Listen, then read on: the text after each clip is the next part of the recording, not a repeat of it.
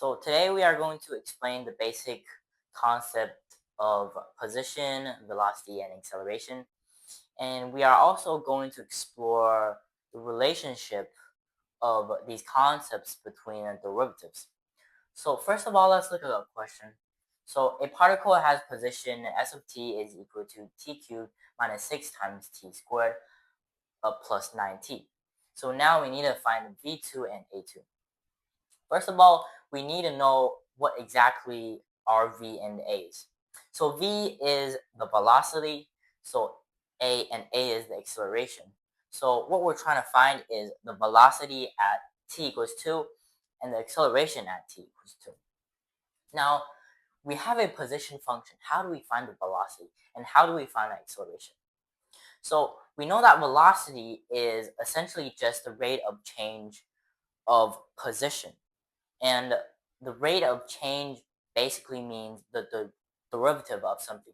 So velocity is basically the derivative of the position.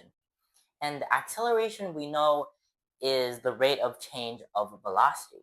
So what acceleration is implying is the derivative of velocity. So just to make this really clear, so let's say our position is s. If we take the derivative of s, we are going to get v. And if we take the derivative of v, we are going to get a. Okay. And likewise, if we take the antiderivative of a, we are going to get v. And if we take the antiderivative of v, we are going to get our s, which is our position. Okay. So now let's do this question.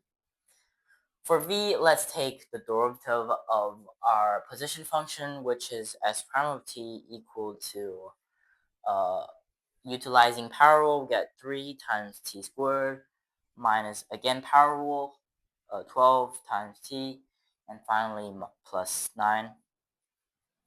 And s prime of 2, which is equal to v of 2, is equal to 12, okay, minus 24 plus 9, which is negative 3.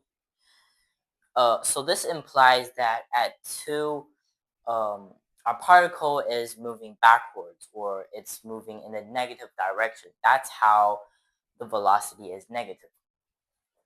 Okay, so now for acceleration, it is s prime prime of t, so the second derivative of t, which is equal to, and we just need to differentiate this equation, which is 6 times t minus 12. Okay, and therefore s prime prime of 2, which is equal to a of 2, is equal to 0. Okay, so if acceleration equals 0, that means the rate of change of velocity is not changing at this moment. Okay, so the velocity is changing at a constant rate. Okay, all right, so that's all for this question. It's a very short video. The goal is to basically just to introduce us to position, velocity, and acceleration. And it's honestly pretty easy. So I hope you enjoyed today's video, and I'll see you in the next session.